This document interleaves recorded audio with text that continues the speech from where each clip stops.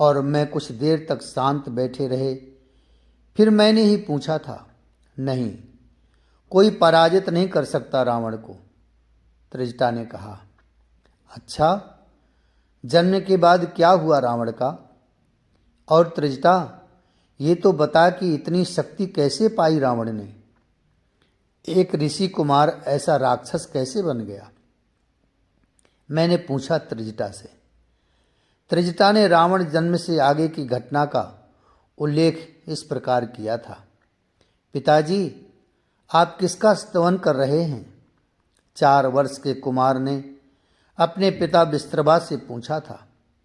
जब अपने पिता को स्तुति करते हुए कुमार रावण ने देखा तब पूछा, देवराज इंद्र की। ऋषि विस्त्रवा ने उत्तर दिया और ये भी कहा कि वत्स, देवों की भी स्तुति हम लोग कर लेते हैं। वैसे तो देव भी जीव कोटि में आते हैं, स्तवन तो मुख्य श्री हरि का ही करना चाहिए। विस्त्रवा उपदेश देने लगे थे, पर रावण को उपदेश प्रिय नहीं है। इंद्र की स्तुति आप क्यों करते हैं? रावण को पता नहीं क्यों देवों से चिढ़ सी है। वत्स, इंद्र लोकपाल है। इससे ज़्यादा उत्तर देना विस्त्रवा को उचित नहीं लगा, क्योंकि प्रश्न जिज्ञासावश नहीं था। लोकपाल? रावण बार बार इस शब्द को दोहराने लगा था। क्या केवल इंद्र ही लोकपाल है? नहीं वत्स, लोकपाल तो अग्नि और वरुण भी हैं। विस्त्रवा ने समझाया। मैं भी लोकपाल बनूंगा, रावण चिल्लाया। मन खिन्न हो गया ऋषि विस्त्रवा का।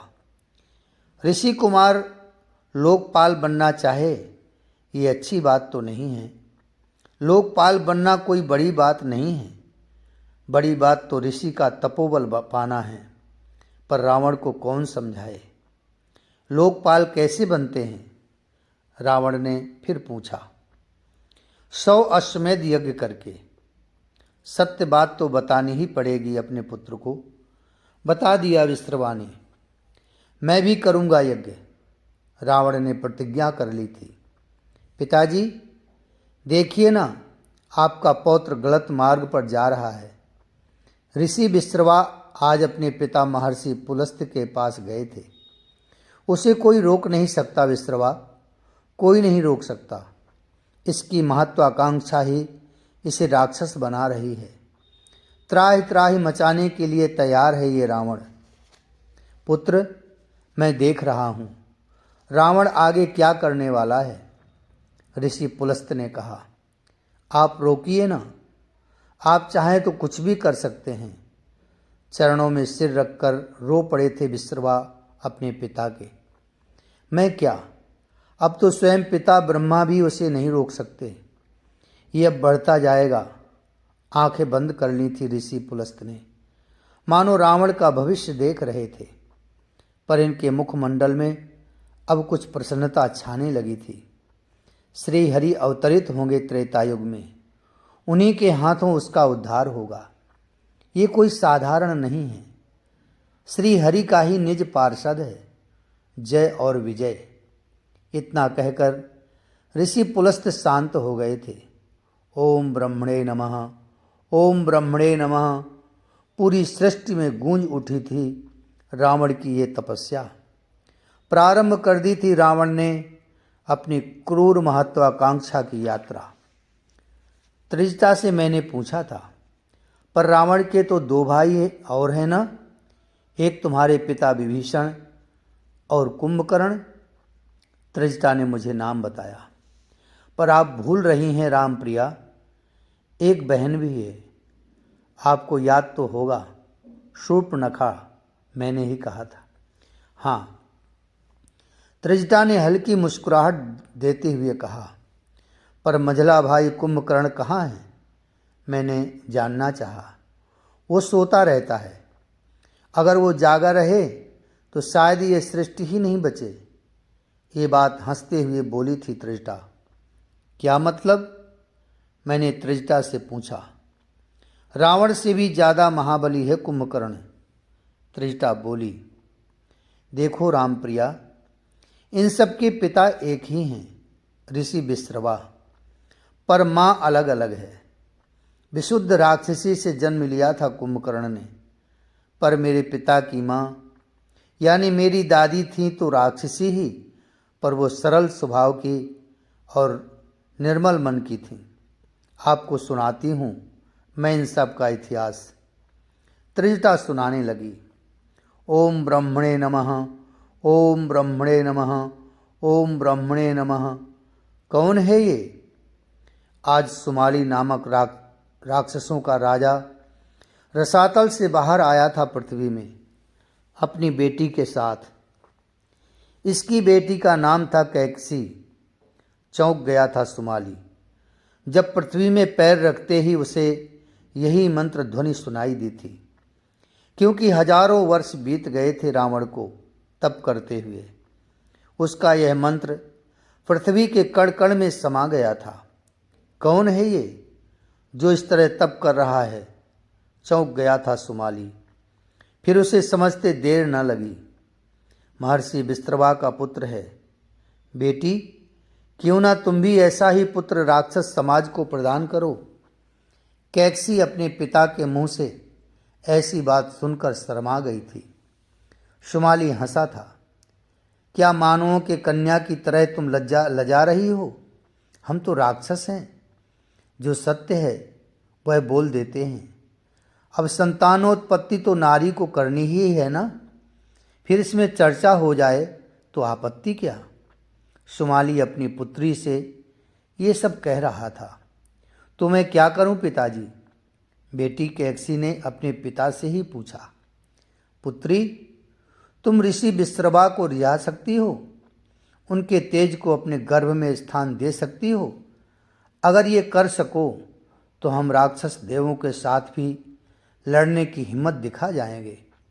राक्षस सुमाली ने अपनी पुत्री को इस तरह से समझाया था। आर्य नारी तो थी नहीं कैकसी, राक्षसी तो उन्मुक्त जीवन की आदि होती ही है। तो कैकसी चली गई थी ऋषि विश्रवा के पास। काला रंग था कैकसी का, मोटे होंठ थे, आंखें बड़ी बड़ी थीं, देह मानो कामुकता का सागर था। केश राशि लहराती कई नागनियों का समूह प्रतीत हो रही थी। उसके देह की गंध कामुकता का प्रसार ही कर रही थी। ऋषि विश्रवा ने देखा, काम वासना से कौन सा युग छूटा है। कामदेव का प्रभाव हर युग में रहा है और ऋषि विश्रवा कोई जितेंद्रिय बनने का आग्रह रखने वाले ऋषि तो थे नहीं। दोनों एक दूसरे के देह में बंध गए थे। पिताजी, बहन कहाँ गई? सुमाली से उसकी दूसरी पुत्री सुवक्षा ने अपनी बड़ी बहन को नहीं देखा तो पूछ लिया। वो गई है पुत्री, इस राक्षस समाज को परित्राण देने वाले पुत्र को जन्म देने के लिए ऋषि विश्रवा के पास। जो बात थी वो स्पष्ट कह दी सुमाली ने। पिताजी, मैं भी जाऊंगी, सुवक्षा ने कहा। राक्षसी कन्याओं को कब माता पिता ने रोका है? रोक टोक तो आर्य कन्याओं के साथ होती है। जाओ, सुमाली ने कह दिया। तुम कौन हो? गौरवर्णी सुवक्षा को देखा जब ऋषि विश्रवा ने, तब इस पर भी आकर्षित हो उठे थे। कैकसी के पुत्र हुआ वो बड़ा भयानक था। उसके कान बड़े विशाल थे, बड़े बड़े थे। ऋषि विश्रवा ने इसका नाम ही रख दिया कुंभकर्ण। एक पुत्री भी हुई थी कैकसी के, जिसका नाम शूर्पणखा रखा था। और मेरी दादी त्रिजटा बोली, उन्होंने बड़ी सेवा की ऋषि विश्रवा की। शांत थी मेरी दादी। ऋषि ध्यान करते थे तो ये भी वहीं बैठी रहती थी। ऋषि विश्रवा को अर्चना के लिए जो भी सामग्रियां चाहिए होती वो ये पहले से ही तैयार कर देती। ये ध्यान करती थी। ऋषि विश्रवा मेरी दादी सुवक्षा को समझाते थे, श्री हरि ही सबके पालक हैं, उन्हीं की आराधना सर्वश्रेष्ठ है। श्री हरि कौन है? मेरी दादी सुवक्षा पूछती थी। श्री हरि के अनेक नाम हैं, अनंत नाम हैं। राम, जनार्दन, गोविंद, नारायण, विष्णु सब नाम कल्याणकारी हैं। राम मेरी दादी सुवक्षा कहती थी, राम राम राम। उन्हीं दिनों मेरे पिता विभीषण का जन्म हुआ था। समय बीतने में भला क्या देरी लगती है। अब एक साथ तीनों भाई ब्रह्मा की तपस्या में लग गए थे। रावण तो पहले से ही तपस्या में लीन था। अब कुंभकर्ण और विभीषण भी। ओम ब्रह्मणे नमः, ओम ब्रह्मणे नमः, ओम ब्रह्मणे नमः, ये मंत्र और गूंज उठा था सृष्टि में। ये मेरा भाई है मत्त गजेंद्र। त्रिजटा आज अपने भाई को भी साथ ले आई थी और मुझे प्रणाम करने को कहा था। कितने भाई बहन हो तुम? मैंने त्रिजटा की ओर देखते हुए पूछा था। भाई तू जा, रावण आ जाएगा तो क्रोधित होगा, क्योंकि यहाँ किसी पुरुष का प्रवेश नहीं है। अपनी बहन त्रिजटा की बात सुनकर मेरे सामने झुककर प्रणाम करते हुए वह चला गया था। हम दो ही भाई बहन हैं, त्रिजटा ने मुझे बताया। ये मुझसे छोटा है मत्त गजेंद्र और मैं। त्रिजटा, तपस्या सफल हुई फिर उन तीनों भाइयों की? मैंने पूछा था। मुझे जानना था रावण के बारे में। त्रिजटा सुनाने लगी थी आगे की घटना। 10,000 वर्ष बीत गए थे तपस्या करते हुए रावण को। उसके शरीर में दीमक लग गए थे, पर आज रावण ने अपनी आंखें खोलीं। 10,000 वर्ष हो गए, फिर भी विधाता ब्रह्मा मुझे वरदान देने नहीं आए। तो क्या मेरे परदादा ब्रह्मा भी देवताओं से मिले हुए हैं? फिर अट्टहास करते हुए हंसने लगा था रावण। फिर अपनी मुट्ठी भींच ली थी। अंगार जैसी 2 आंखें दिख रही हैं। शरीर को झाड़ा तो सारी मिट्टी गिर गई। अब मैं दिखाता हूँ अपने परदादा ब्रह्मा को कि तपस्या किसे कहते हैं। वो गया, लकड़ियाँ इकट्ठी की, अग्नि का आवाहन किया, जल उठी लकड़ियाँ। तभी रावण ने अपने हाथ अपनी गर्दन में मारे और लंबे लंबे नाखूनों से गर्दन को काट डाला और चिल्लाते हुए उस गर्दन को अग्नि कुंड में डाल दिया। पर यह क्या, विधाता को यह सब मंजूर नहीं था। उसका मस्तक फिर धड़ से जुड़ गया था। रावण फिर हंसा। विधाता, ऐसी तपस्या तुमने देखी नहीं होगी। फिर रावण ने उस मस्तक को भी अपने नख से काट कर चढ़ा दिया। ऐसे 9 बार अपने मस्तक को काटता रहा और चढ़ाता रहा, किंतु मस्तक वापस जुड़ जाते थे। अब बारी थी 10वीं बार सिर को काट कर चढ़ाने की। रावण रक्त से नहा गया था, पर उसे इसकी क्या परवाह है। उसे तो तप करके विधाता को रिझाना था और इच्छानुसार वर मांगना था। 10वीं बार में रावण फिर अपने नख से अपने ही सिर को काट कर चढ़ाने जा रहा था कि हे दशानन, एक गंभीर आवाज़ गूंजी। ये किसने मेरा नामकरण कर दिया? दशानन? रावण चौंका। तुमने अपने 10 मस्तकों को चढ़ाया है, इसलिए तुम्हारे पास अब 10 मस्तक होंगे। पर ये 10 सिर सहस्त्रों सिर के समान हैं। काटने वाला कितना भी काट ले, पर तुम्हारे सिर वापस आ जाएंगे। विधाता ने रावण को ये बात भी बताई थी। वरम ब्रूहि, वरदान मांगो वत्स, उन चतुर्मुखी ब्रह्मा ने अब कहा था। रावण आनंदित हो उठा। दशानन, दशग्रीव, मेरे ये नाम कितने अच्छे हैं। धन्य हुआ मैं, धन्य हुआ। रावण हाथ जोड़कर खड़ा है ब्रह्मा के सामने। वरम ब्रूहि, वरदान मांगो वत्स। फिर वही बात दोहराई विधाता ने, मुझे अमृतत्व की प्राप्ति हो। रावण ने इस बात को बड़ी विनम्रता से कहा था, पर यह संभव नहीं है। अमृतत्व मेरी सृष्टि में किसी को प्राप्त नहीं है। ये वरदान अलभ्य है वत्स, कुछ और मांगो। विधाता ने साफ शब्दों में कह दिया। रावण कोई बुद्धिहीन नहीं था। उसने तुरंत कहा, वानर और मनुष्य को छोड़कर मुझे कोई दूसरा न मारे। रावण यही सोच रहा था, बेचारा मानव मुझे क्या मारेगा, और बंदर। वो हंसा था। हे विधाता, आप यही वरदान मुझे दो, एवमस्तु। ये कहने में ब्रह्मा को क्या देरी लगनी थी। रावण खुश हुआ, पर उसने देखा मेरे बगल में दो और तापस तपस्या में लीन हैं। रावण उन्हें देखकर कुछ सोच ही रहा था कि ये तुम्हारे ही भाई हैं। माँ अलग अलग हैं तो क्या हुआ, पिता तुम तीनों के एक ही हैं, ऋषि विश्रवा। रावण देख रहा था कुंभकर्ण को, बड़ा वीर है ये तो। तभी विधाता मुड़े कुंभकर्ण की ओर। हे राम प्रिया, रावण के विधाता से वरदान मांगते समय सारे देवों की सांसें अटकी हुई थी। अब जब विधाता ब्रह्मा मुड़े थे कुंभकर्ण की ओर, तब देवताओं में खलबली मच गई। ये तो समस्त सृष्टि को एक ही बार में खा जाएगा। ये जहाँ जाएगा वहीं हाहाकार मचा देगा। हर दिन ब्रह्मा सृष्टि बनाएंगे और ये हर दिन उनकी सृष्टि का विनाश करता रहेगा। ये तो इंद्रासन मांगने जा रहा है। देवों ने पीछे मुड़कर देखा तो देवर्षि खड़े हैं और मुस्कुरा रहे हैं। सबने देवर्षि नारद जी के चरणों में प्रणाम किया। क्या कहा है आपने देवर्षि? ये मेरा सिंहासन मांगेगा विधाता ब्रह्मा से? नारायण नारायण, मेरा अनुमान गलत नहीं होता देवराज। अब बचा लो अपना सिंहासन, नहीं तो तुम गए और ये कुंभकर्ण आ जाएगा।